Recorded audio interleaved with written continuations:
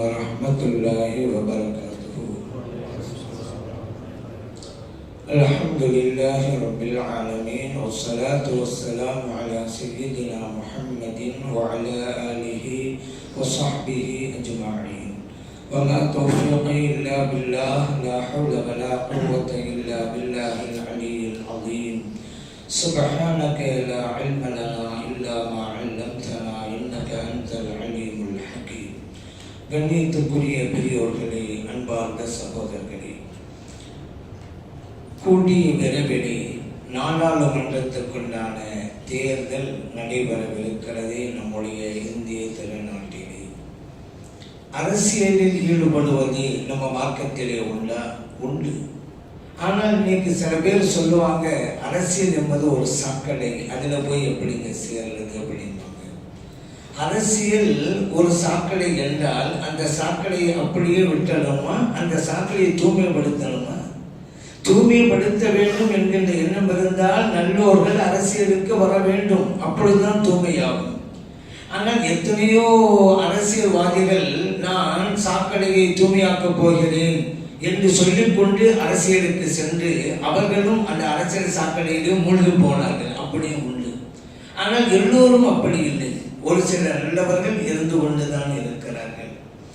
நாம் பதவியை பெறுவது என்பது மார்க்கத்திலே 2 வகை உண்டு. நாம் தேடி போக மாட்டோம், பதவி வரும், அதை தாராளமாக பெற்றுக் கொள்ளலாம். ஆனால் பதவி வேண்டும் என்றுதான் தேடி அலைந்து கொண்டிருக்க கூடாது. கண்மணி நாயகம் ஸல்லல்லாஹு அலைஹி வஸல்லம் அவர்கள் அப்துர் ரஹ்மான் இப்னு சமுரா ரலியல்லாஹு அன்ஹு அவங்களுக்கு சொன்னாங்க, நீங்க பதவியை கேட்டு பெறாதீர்கள், கேட்காமல் கிடைத்தால் பெற்றுக் கொள்ளுங்கள். நீங்கள் கேட்டு ஒரு பதவியை பெற்றால் அந்த பதவியின் மீதே நீங்கள் சாட்டப்பட்டு விடுவீர்கள். நீங்கள் கேட்காமலேயே உங்களுக்கு பதவி கிடைத்தால் அந்த பதவிக்குண்டான உதவிகள் இறைவனின் மூலம் உங்களுக்கு கிட்டும். புகாரில் பதிவு செய்யப்பட்ட அதே போன்று நபி ஸல்லல்லாஹு அலைஹி வஸல்லம் அவர்களிடத்திலே 2 நபர்கள் வந்து, யார சொல்லலாம், எங்களுக்கு இந்த பொறுப்பை கொடுங்கனே, எங்களுக்கு இந்த பதவியை தாங்கனே அப்படின்னு கேட்டாங்க.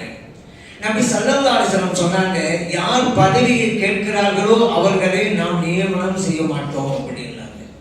அடுத்து சொன்னாங்க, யார் பதவியை பெறுவதற்கு ஆசைப்படுகிறார்களோ அவர்களுக்கும் பதவியை நாம் வழங்க மாட்டோம் என்று நபி ஸல்லல்லாஹு அலைஹி வஸல்லம் அவர்கள் கூறினார்கள். இந்த ஹதீஸ் முஸ்லிமிலே பதிவு செய்யப்பட்டிருக்கிறது. அபூ தர் ரலியல்லாஹு அன்ஹு நபி ஸல்லல்லாஹு அலைஹி வஸல்லம் அவர்கிட்ட, யார சொல்லலாம், ஏதாவது ஒரு பணியில என்னை ஈடுபடுத்துங்க அப்படின்னாங்க. கவர்மெண்ட் அரசாங்க பணியில நபி ஸல்லல்லாஹு அலைஹி வஸல்லம் சொன்னாங்க, அபூ தர் அவர்களே, இன்னக லைஃப், நீங்கள் பலவீனம் உள்ளவர்களாக இருக்கிறீங்க. பதவி என்பது அமானத்துன், அது ஒரு அமானிதம். அந்த அமானிதத்தை யார் ஒழுங்காக நிறைவேற்றுகிறார்களோ அவர்களுக்குத்தான் அது நல்லது. இல்லையானால் அவர்களுக்கு மறுமையிலே அது இழிவையும் கைசேதத்தையும் கொண்டு வந்து சேர்த்துவிடும் என்றார்கள் நபி ஸல்லல்லாஹு அலைஹி வஸல்லம் அவர்கள். முஸ்லிமிலே பதிவு செய்யப்பட்ட ஹதீஸ். ஆகவே பதவியை நாம விரும்பக்கூடாது, ஆசைப்படக்கூடாது. அரசியலிலே ஈடுபடுவது என்பது வேறு, பதவிக்கு ஆசைப்படுவது என்பது வேறு. அரசியலிலே ஈடுபடுவது என்பது சமூக சேவைக்காக, மக்களுக்காக ஏதாவது ஆற்ற வேண்டும் என்ற முடிவுக்கு வந்துவிட்டால் அரசியலிலே சேரலாம். அதுவும் ஒரு வழிமுறை தான். மக்களுக்கு சமூக பணி ஆற்றுவதற்காக பல்வேறு துறைகள், அவற்றை ஒன்றுதான் அரசியலும். ஆக அதில் ஈடுபடலாம். ஆனால் பதவிக்குத்தான் ஆசைப்படக்கூடாது என்பதை கவனத்திலே கொள்ள வேண்டும். இன்னும் நம்முடைய கொள்கைகளை மக்களுக்கு கொண்டு போய் சேர்க்க வேண்டும் என்றால், நம்முடைய சித்தாந்தங்களை மக்களிடம் அடைய வைக்க வேண்டும் என்றால் அரசியலில் ஈடுபட வேண்டும். இன்னைக்கு எத்தனையோ சமூக நீதி கருத்துக்களை எல்லாம், கொள்கைகளை எல்லாம் சட்டமாக கொண்டு வரப்பட்டிருக்கிறது என்றால் அது சார்ந்தவர்கள் அரசியல் ஈடுபட்டு பதவிக்கு வந்ததால் தான். இன்னைக்கு கூட நமது நாட்டில் சில காவிகள் அரசியலுக்கு வந்துவிட்டதால் தான் அவர்களுடைய சித்தாந்தத்தை செயல்படுத்துவதற்கு முனைந்து கொண்டிருக்கிறார்கள். இஸ்லாத்திற்கு எதிராக, முஸ்லிம்களுக்கு எதிராக சில சட்டங்களை எல்லாம் கொண்டு வருகிறார்கள் என்றால் அவர்கள் பதவியில் அமர போய்த்தான். அரசியலை இதற்காக பயன்படுத்திக் கொள்ள வேண்டும் என்று சிலர் நினைக்கிறார்கள். இப்ப நாமும் சில சாதனைகளை ஆற்ற வேண்டும் என்றால் அரசியலுக்கு வரத்தான் வேண்டும். ஆனால் பதவி ஆசை கூடாது. கிடைத்தால் அதையும் ஒரு வாய்ப்பாக பயன்படுத்திக் கொண்டு மக்களுக்கு நாம் சேவை ஆற்றலாம். அதே நேரத்தில் ஒரு பதவி இருக்கிறது, நாம் அதற்கு தகுதி உள்ளவராக இருக்கோன்னு நமக்கு தெரியுது. நாம் அந்த பதவியை பெறலண்டா வேற யாராவது தகுதி இல்லாதவங்க அந்த பதவிக்கு வந்து மக்களை நாசப்படுத்தி விடுவார்கள் என்று தெரிந்தால் அவருக்கு போக விடாமல் தடுத்து அந்த பதவியை நாம் கேட்டு பெறலாம். இதை யூசுப் அலைஹிஸ்ஸலாம் அவருடைய வாழ்க்கையில நம்ம பார்க்கிறோம். யூசுப் அலைஹிஸ்ஸலாம் அவர்கள் அந்த மன்னரிடத்தில் சொன்னார்கள், மன்னர் அவர்களே, இந்த களஞ்சியம் கருவூலத்திற்கு உண்டான பொறுப்பை என்னிடம் வழங்குங்கள். இன்னி ஹஃபீதுல் அலீம், நான் பாதுகாப்பேன் அந்த கருவூலத்தை. அது மட்டுமல்ல, அத்துறை சார்ந்த கல்வி ஞானமும் எனக்கு உண்டு என்கிறார்கள் யூசுப் அலைஹிஸ்ஸலாம் அவர்கள். இதில் 2 பாயிண்ட் இருக்கு. ஒருவர் ஒரு துறைக்கு வருவதாக இருந்தால் அந்த துறை சம்பந்தப்பட்டதை பாதுகாக்கணும். அடுத்ததாக அந்த துறை சம்பந்தப்பட்ட மேற்று ஞானமும் இவரிடம் இருக்க வேண்டும். ஆனா இன்னைக்கு அப்படியெல்லாம் கிடையாது. ஜெயிச்சு வர்றவங்கள யார் அதிகார மக்களா இருக்காங்களோ வசதியா இருக்கிறாங்களோ அவங்களும் பதவி கொடுத்துடுறாங்க. விவசாயத்துறையில ஒரு ஆள் கொடுப்பாங்க, அவருக்கு விவசாய சம்பந்தமே இருக்காது. மீனவர் துறைன்னு ஒருவர் கொடுப்பாங்க, மீனவர் அமைச்சர் அப்படின்னு. மீனவர் துறைக்கும் இவருக்கும் சம்பந்தமே இருக்காது. ஆனா இப்போ என்ன நம்ம பார்க்கறாங்க, அந்த துறை சார்ந்த ஞானம் இல்லாவிட்டாலும் கூட அந்த துறை சார்ந்த அதிகாரிகள் ஒரு சப்ஜெக்டை விளக்கணும், புரிந்து கொள்கிற ஆற்றல் அந்த அமைச்சருக்கு இருந்தா போதும். அந்த துறை ஞானம் இவருக்கு இருக்குன்னு அவசியம் கிடையாது. அதிகாரிகள் விளக்கும் போது இப்படி செய்யணும் அது புரிந்து கொள்கிற திறமை இருந்தால் போதுமானது. அப்படிதான் இப்போ அமைச்சர் பதவி கொடுக்கப்படுகிறது. ஆனால் யூசுப் அலைஹிஸ்ஸலாம் சொல்றாங்க, எனக்கு அந்த துறையை தாருங்கள், அதை நான் பாதுகாப்பேன். பாதுகாப்பேன்னா 2 அர்த்தம் இருக்கு. அதிலிருந்து நானும் எதையும் எடுக்க மாட்டேன், யாராவது எடுக்க வந்தால் தடுப்பேன். அதான் பாதுகாப்புங்கிறது. 2யும் நான் செய்வேன். அடுத்து அந்த துறை சார்ந்த ஞானம் என்னிடம் உண்டு. அலீம், நான் அந்த ஞானத்தை பெற்றவனாக இருக்கிறேன் என்று யூசுப் அலைஹிஸ்ஸலாம் சொல்றாங்க. இங்க கேட்டுத்தான் வாங்குறாங்க. ஏன்னு கேட்டா அந்த துறைக்கு வேற ஆள் வந்துட்டா அவர் கொள்ளையடிச்சுட்டு போயிடுவாரு, மக்களை எல்லாம் நாசப்படுத்திடுவார். இந்த மாதிரி ஒரு சூழ்நிலை வந்தால் கேட்டு பெறலாம். இல்லையானால் பதவியை கேட்காமல் இருக்கிறது தான் நமக்கு நல்லது. ஏன்னா பொறுப்புகள் இங்கே வர வர நம்ம மறுமையில நீண்ட நேரம் பதில் சொல்லிட்டு போகணும். பொறுப்பே இல்லாமல் வாழ்ந்தா பாருங்க, விறுவிறுங்க கணக்கு கொடுப்பாரு, போயிட்டே இருப்பாரு சொந்தத்துக்கு. இந்த பொறுப்பை ஏற்றவர் நல்லவராக இருந்தாலும் கூட அதுக்குண்டான கேள்விகளுக்கு பதிலளித்துட்டு தான் போகணும், ரொம்ப நேரம் நிற்கணும். அதனாலதான் சில ஞானிகள் எல்லாம் பதவியை விரும்பவே மாட்டாங்க, வேணாம் அது அப்படின்னு. அதுல ஏதாவது சொன்ன குறைபாட்டுகள் விட்டா மறுமையில மாற்றிக்கொள்ளணுமே, அதற்காகத்தான். இன்னைக்கு அரசியலில் ஈடுபடக்கூடியவர்கள் எல்லாம் சரியாக இருக்கிறார்களா? இல்லை. இன்னைக்கு ஒரு ஓட்டு வேணும் என்றாலே பணம் கொடுக்கிறார்களே, பணம் கொடுத்துதான். இதுல ஒரு வீட்டுக்கு எத்தனை ஓட்டுகள் உண்டு அப்படின்னு வரும்பொழுது வீட்டுக்காரர் யோசிக்கிறாரு, 5 ஓட்டு மூல இருக்கு, அது தகுந்தவர் 5 ஓட்டுக்கு உண்டான பணம் நமக்கு கிடைக்கும் கணக்கு போடுறாரு. தேர்தலில் ஈடுபடுவர் என்ன செய்யறார், வேட்பாளரு பணம் கொடுத்தாதாங்க வெற்றி பெற முடியும், இல்லைன்னா முடியாதுங்க அப்படின்னு அவர் நினைக்கிறாரு. இப்படிப்பட்ட ஒரு சூழ்நிலை இருக்கிறது. எந்த வேட்பாளராவது அரசியல்வாதி யார் பணம் கொடுத்தாலும் வாங்காதீர்கள் என்று சொல்கிறார்களா? இல்ல, யார் கொடுத்தாலும் வாங்கிக்கிறதுங்க, ஓட்டை எங்களுக்கு போடுங்க, இப்படிதான் சொல்றாங்க. ஏன்னா பணத்தை வாங்காதீங்கன்னு எவரும் சொல்ல முடியாது. ஏன், இவரே பணம் கொடுக்கிறாரு, எப்படி வாங்காதுன்னு சொல்ல முடியும்? அப்படிப்பட்ட சூழ்நிலை இருக்கிறது. அதே போல வாக்குப்பதிவு கூட அப்போவெல்லாம் வாக்கு சீட்டு முறை இருந்தது. வெற்றியோ தோல்வியோ ஒரு சந்தேக தன்மை இல்லாமல் இருந்துச்சு. ஆனா இன்னைக்கு அப்படி இல்லை. வாக்குப்பதிவு இயந்திரம், பல பேர் சந்தேகத்தை எழுப்புகிறார்கள். அப்படிப்பட்ட ஒரு சூழ்நிலையும் வந்துவிட்டது.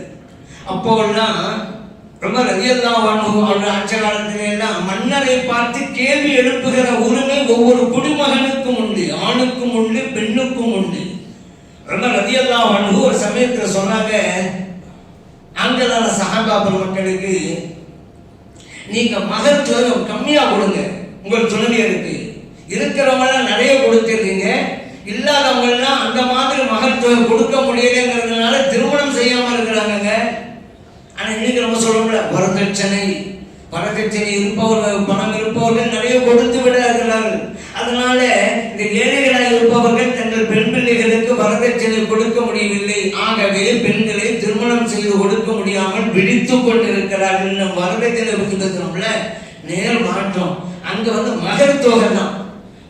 சம்பாதிச்சா நிறைய கொடுத்தாங்க. அப்போ என்ன பெண்கள் எதிர்பார்க்கறாங்கல்ல, அந்த பெண்ணு இவ்வளவு வாங்கினுச்சு மகது, அந்த பெண்ணு இவ்வளவு வாங்கினுச்சு, நான் மட்டும் இல்லை எதுல குறைஞ்சு போயிட்டேன், எனக்கு நிறைய வேணும்னு நிற்குது. ஏழைகளான சஹாபா பெருமக்கள் பாதிக்கப்படுறாங்க. அதனால சொன்னாங்க குறைச்சு கொடுங்களேன். நல்லது அடிப்படையிலே தான் அந்த சபையிலே ஒரு பெண்மணி எழுந்து நின்று கேட்டார்கள், ஹலீஃபா அவர்களே, எப்படி நீங்கள் இதை கூறுகிறீர்கள்? இறைவன் குர்ஆனிலே சொன்னானே, வஆத்தைதும் இஹ்தாஹுன்ன கன்தாரன், அவர்களுக்கு நீங்கள் ஒரு குவியலையே மகர் தொகையாக கொடுக்கலாம் என்று இறைவன் சொல்லி இருக்க நீங்கள் குறைத்து கொடுக்க வேண்டும் என்கிறீர்களே, இந்த வசனத்துக்கு முரணாக எப்படி நீங்கள் கூறலாம் என்று அந்த பெண்மணியை சொன்னவுடன் உமர் ரலியல்லாஹு அன்ஹு அவர்கள் அந்த சபையிலேயே பலருக்கு முன்னாலேயே சொன்னார்கள், ரஜுலுன் அஹ்தஅ வம்ரஅத்துன் அஸாபத், ஆண்மகனான நான் தவறாக கூறிவிட்டேன், இந்த பெண்மணியார் சொன்னதுதான் சரி என்றார்கள். ஹஜ்ரத் உமர் ரலியல்லாஹு அன்ஹு அவர்கள் நாடாளும் மன்னர்.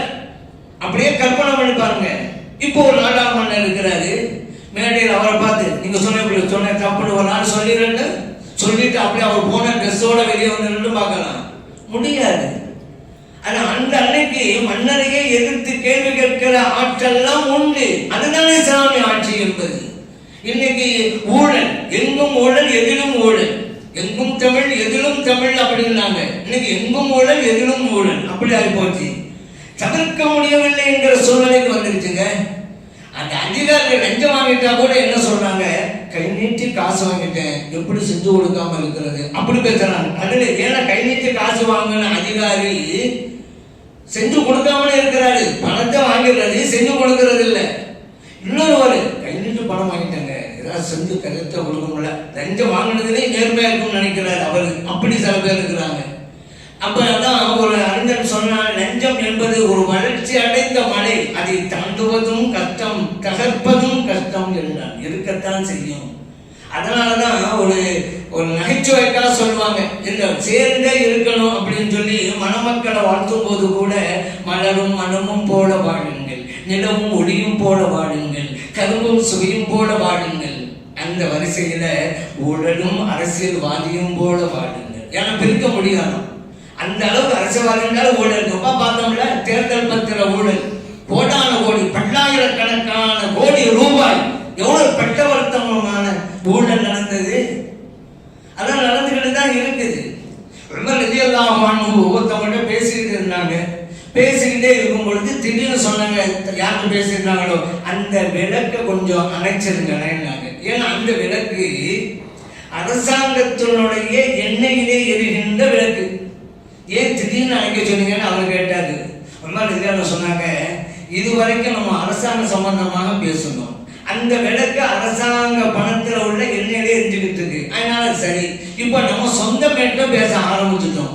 அரசாங்க பணத்திலே எரிகின்ற அந்த விளக்கை நம்முடைய சொந்த பேச்சுக்காக பயன்படுத்தக்கூடாது, போய் அணைச்சிடுவாங்க அப்படின்னா பாத்தீங்களா பேணுதல் எப்படி இருந்தது.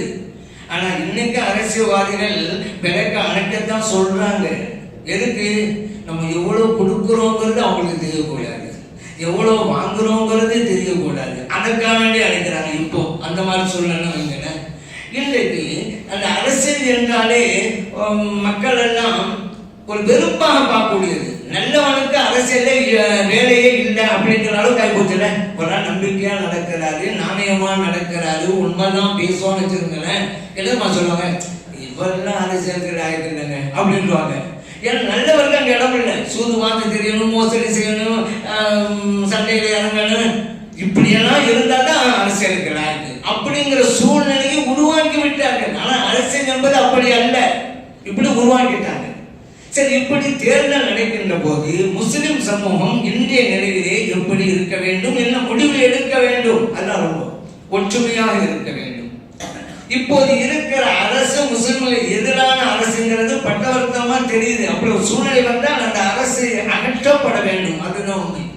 ஒரு அரசு எப்படிங்க இருக்கலாம், நாட்டு மக்களுக்கு துன்பம் ஏற்பட்டால் அல்லது துயரம் ஏற்பட்டால் அதை களைய வேண்டும், அரசின் கடமை அது. ஆனா இன்னைக்கு நாட்டு மக்களுக்கு துன்பத்தை கொடுப்பதே அந்த அரசு தான், துயரத்தை கொடுப்பதே அந்த அரசு தான். அந்த அரசு அகற்றப்பட வேண்டும்.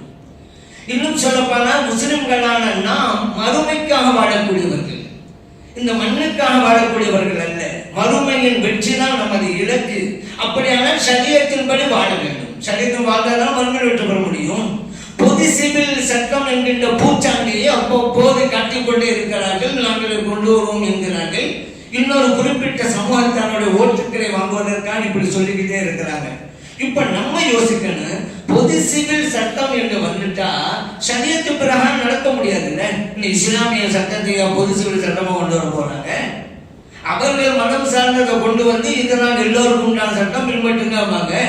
ஒரு முஸ்லிம் இன்னொரு மதத்தின் சட்டத்தை பின்பற்றுவான், ஷரியத்து பிரகாரம் நடக்க மாட்டான். மறுமையிலே எப்படி வெற்றி பெற முடியும்?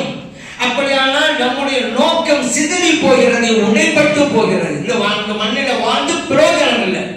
வாழ்ந்தால் ஷரியத்து பிரகாரம் நடக்கணும், மறுமைக்கா வாழும். பொது சிவில் சட்டம் அதற்கு வழி விட்டாது.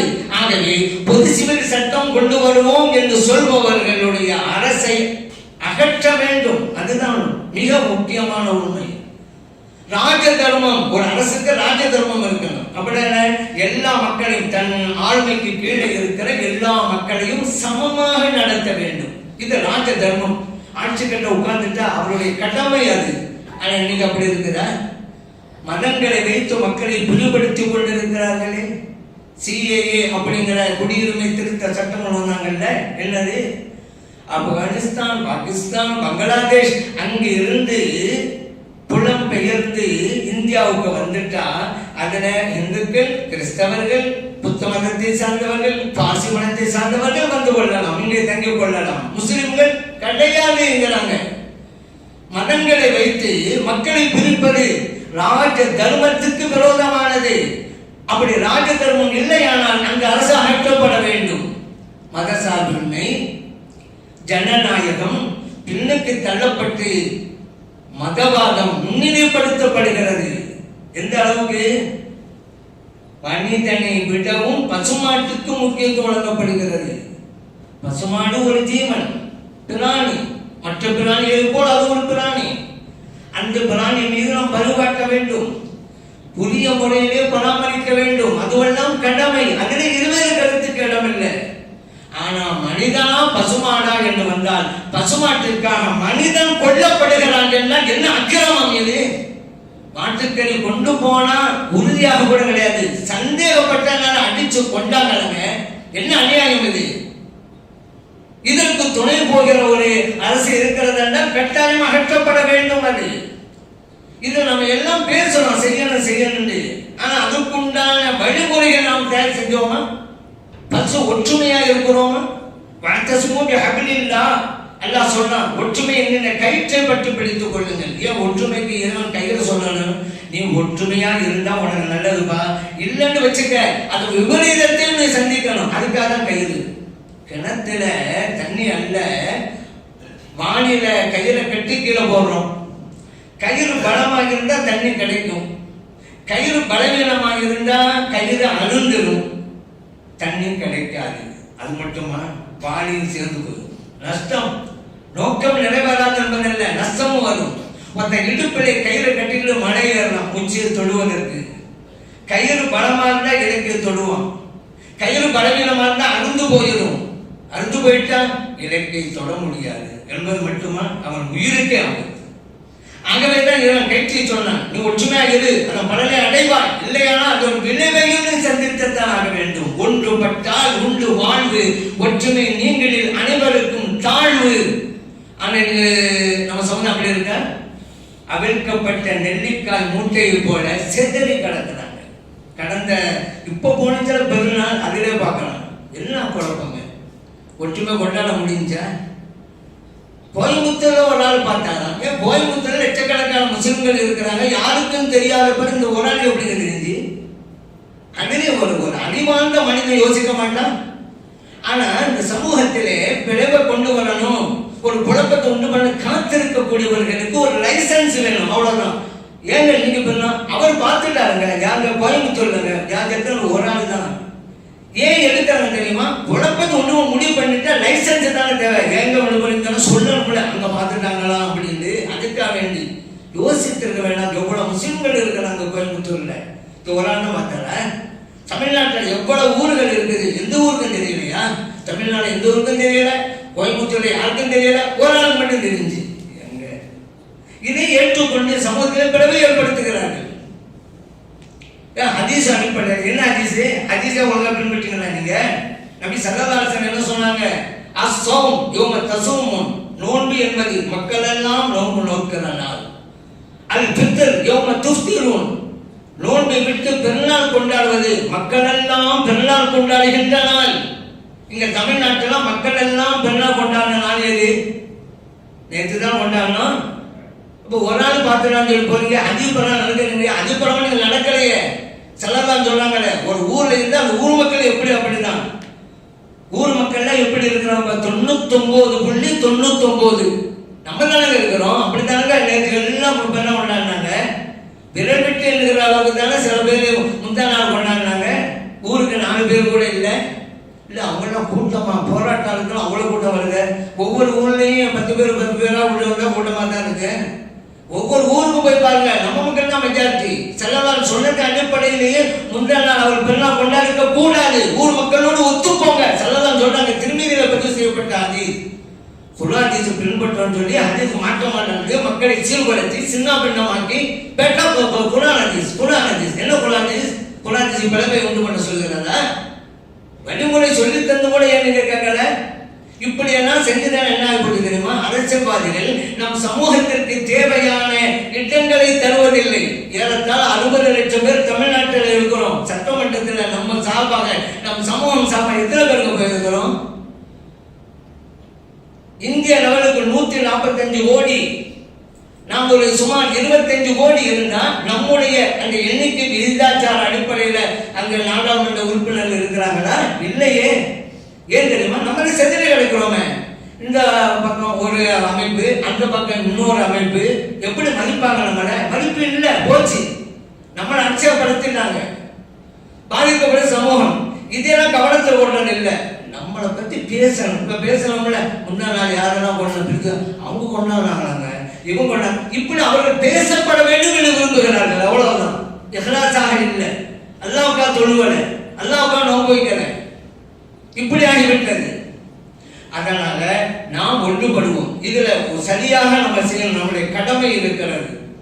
ஏன்னா தெய்வம் நின்று கொள்ளும், அரசன் அன்று கொள்வான். தமிழ்நாடு சொல்லுவாங்க, அரசன் அன்று கொள்வான், தெய்வம் நின்று கொள்வான். தப்பு பண்ணிட்டா அரசன் உடனே தண்டனை கொடுத்துருவான்.